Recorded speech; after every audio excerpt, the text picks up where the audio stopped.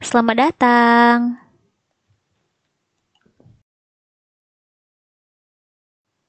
Hai, kami dari mahasiswi-mahasiswi Universitas Prima Indonesia, Unpri, Fakultas Ekonomi.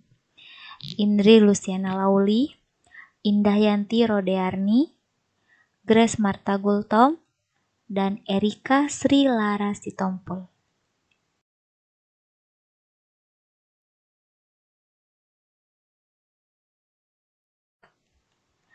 Pengertian bea masuk impor.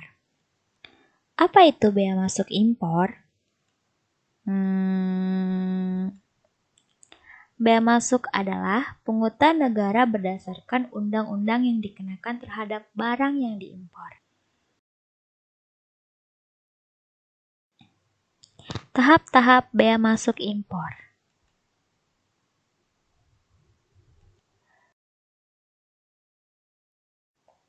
Tahap-tahapnya yaitu: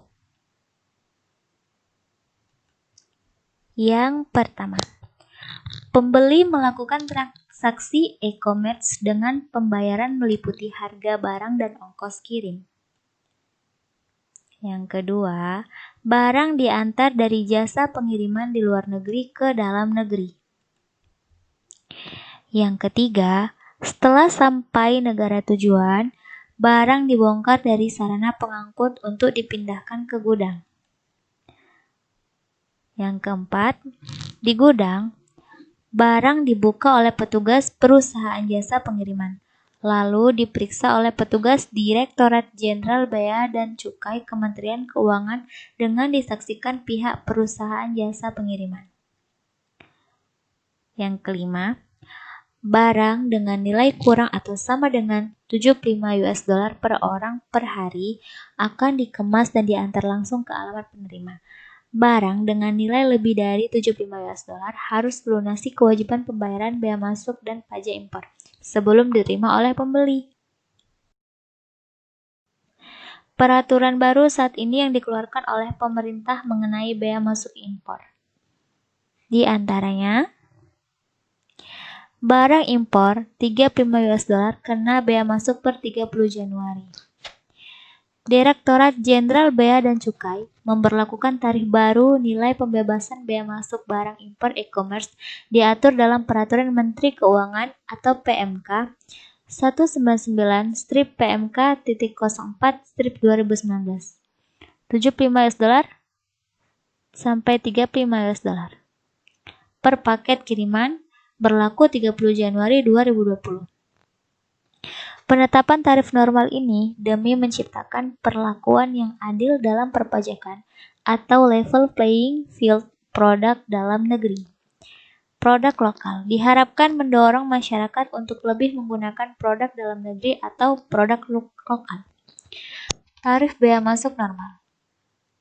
Tekstil 15% sampai 25%, tas 15% sampai 20%, dan sepatu 25% sampai 30%.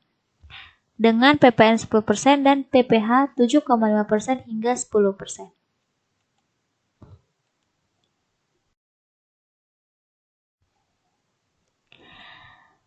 Cara menghitung bea masuk impor. Rumusnya yaitu bea masuk sama dengan tarif bea masuk dikali nilai pabean. Contoh kasusnya. Seorang importir B melakukan impor 125 unit kamera dari Jepang. Masing-masing harganya adalah JPY 40.000 per unit, ongkos kirimnya sebesar JPY 300.000, sedangkan asuransinya sebesar JPY 100.000.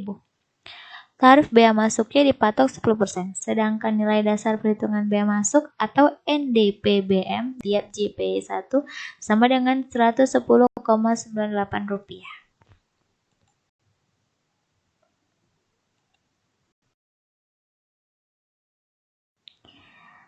Mobile bea cukai.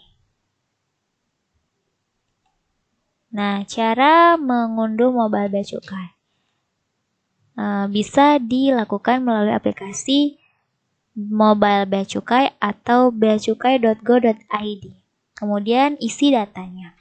Antara lain data diri hingga nomor pajak yang disertakan untuk ponsel yang dibeli. Pengguna juga diminta memasukkan nomor NPWP, spesifikasi ponsel maksimal 2 unit, dan nomor penerbangan yang dipakai untuk membawa ponsel itu.